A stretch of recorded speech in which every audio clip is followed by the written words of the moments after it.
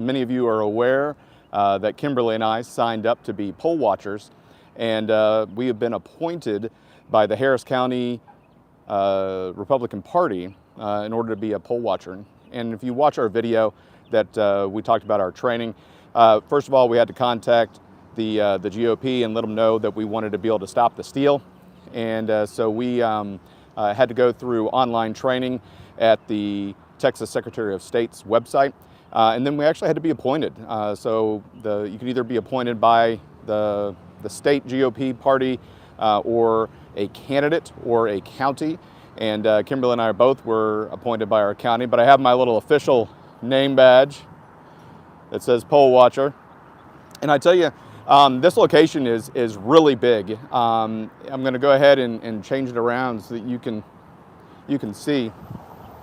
But it's at the City of Houston Metropolitan Multi-Service Center on West Gray Street. And if you see in the background, I can't get too close because of election rules and laws that say you have to be outside of a certain distance before you can film. But you can see the line is pretty long out there. This is the third day of early voting. And you can see all the political signs. You can see abruptly where they end. And so that's just the 100 feet away from the entrance into the polling location. But everybody has been super nice as far as the presiding judge, the alternate judges, and the election workers. I didn't know what to expect because, again, this is my first shift that I've done. And, like I said, it's been, really good time. The staff are really friendly. Everybody is, just nice. They're really knowledgeable. A lot of the people are veterans of the political election cycles. They've been here some of them since the 80s. Somebody's about to retire. She's going to be 86, and so she's decided to hang it up. But still, it's a lot of good people out here. But I have seen a couple of interesting things, and I've got to take notes. And if there's a major problem, then I'm supposed to call the Republican election officials. But still, it's been a fairly interesting and uneventful, series of people coming in. Everybody is excited to get their voice heard. And so anyway, one of the things that happened is there's curbside voting. And in the curbside voting, there are a special machine that the voting machine goes into and gets locked. A single paper ballot goes inside that machine, and it gets handed out. And they have the e-poll system where your driver's license gets scanned and into the system. So you have that scanned, gets loaded into the system, verifies your address. And so anyway, there was a car and there was a driver, and in the front passenger side was an elderly gentleman. In the rear passenger side was an elderly woman. And then next to that person in the rear driver's side was another gentleman. And so they did the people who were voting were the elderly man and the elderly woman, who were both on the passenger side of the car. So they brought in the machines and handed them over, and they walked away a little bit. And immediately, one of the rear passengers started inputting the voting for the woman. And you're not allowed to do that. And so luckily, the election workers saw it and put a stop to it immediately, and said, whoa, everybody has to stop what they're doing. And they went and grabbed a roster that was an oath of assistance.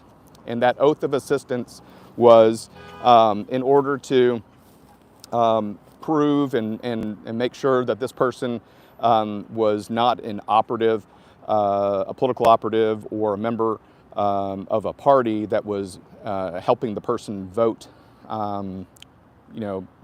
just basically using that person as a straw voter.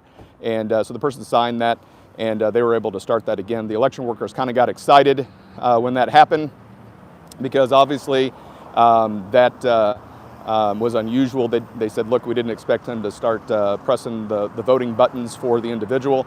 But, you know, hey, it all came out well in the end. Got that oath of assistance done, and it was easy peasy. Gotten a couple of interesting ones where there was a gentleman who was walking out, elderly gentleman, and the election workers were like, sir, where's your ballot?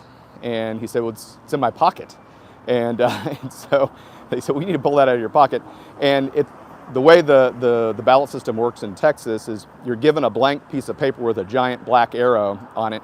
You feed it into the machine. You use touch screens in order to vote. You hit print at the end, and all of your candidates come out. Then you have to take it to a separate scanner where you input that ballot. It goes in. It has a cartridge in there, and as the cartridge gets filled, a new cartridge will get replaced. And so with that, the person had it folded. It's not like he folded it in half. He folded this thing in eighths. And so they pulled it out, he opened it up, and everybody's jaw kind of just hit the ground and said, oh man, all right, well, let's try and scan it and see what happens. And the machine took it. So that's how durable these machines are. They were able to take something that was folded in eighths and be able to take that and get it inside the scanner to get locked into those cartridges. So that was something that was interesting. And this happened so far a couple of times. A person that is requested a mail-in ballot, and so they got their mail-in ballot, but now they're here and they want to surrender their mail-in ballot and give it to the election workers, the judge, and the judge signs off that they have received that mail-in ballot. They destroy it, or they put it in a special lockbox in a sealed envelope with lots of tags and everything on there. And then they allow the individual to vote normally in person. And interestingly, this person had requested the mail-in ballot, but somehow she said she got in her mind that it wasn't as safe as voting in person. And so, it seemed like it was an easy peasy thing to do. The judge was able to rectify the situation immediately. Like I said, very knowledgeable, and they're really kind of allowing me to ask questions. I'm not allowed to talk to any of the voters. That's a law here in Texas. So as a poll watcher, I cannot interact at all with any of the voters, but I can talk to the judge and I can talk to the election workers. And this location has a presiding judge and 2 alternate judges right now. Unfortunately, the presiding judge had a medical emergency and had to leave, so now it's just the 2 alternate judges. But like I said, both of them are very knowledgeable. They administered my oath, and again, it was really just kind of painless. I only had one person that said, can I help you? And I've got my official name badge on that says poll watcher, and one worker was like, oh, you're just a poll watcher. But later on, about 30 minutes later, we got to be talking, and she's super cool. And so again, I'm now part of the club. I'm the only poll watcher here. I am representing the Republican Party, so there is not a Democrat poll watcher that's here, nor was there anybody that I relieved. I took the afternoon shift, so from 1 p.m. Central Time to 8 o'clock, or actually until close. Polls close at 7. But I will be staying all the way until the judge locks up the ballots and takes those cartridges and puts official tabs and locks on there in order to make sure that everything is sealed up. Both Kimberly and I had to sign up for 3 shifts, and so this is my first shift. But Kimberly has already knocked out 2 shifts, and she's in the downtown Harris County Courthouse for her shifts, and so. It's like I said, this is really interesting. I'm learning a lot about the election process myself, and we're just going to get a little closer because I can get a little closer. But I'm going to see if I can flip this around. So yeah, so you can see all of the political signs that are going on. There are all the political signs that are over here as well. And that line is still pretty long. Kimberly and I did early voting on day one, and it took us about an hour and 50 minutes to get through the line, which I didn't think was too bad. They were moving at a really quick clip, and everybody's going in and out of here really quickly as well on this day. Like I said, the staff are extremely knowledgeable. They're extremely helpful to all of the voters. So really, I mean, what you're doing is you come in, you show your ID and your voter registration card. They have an iPad type system, called e-poll. They scan the back of your driver's license, and it comes up with your address. They ask you if you still live at that address. If you don't, then you have to fill out a green form called a statement of residence. And it's really a painless process. So then they give you, like I said, that blank ballot, and then they give you a PIN, a 6-digit PIN that tell you to go to a machine, and you insert the paper, you insert your PIN, and then it knows that the vote that you're doing is what's being counted. And like I said, it was just easy peasy. You do all your choices. I think there's 64 things on the Texas ballot. So you've got, the federal elections, you've got local elections, you've got judges, you have a couple of initiatives, ballot initiatives for bonds for the city of Houston.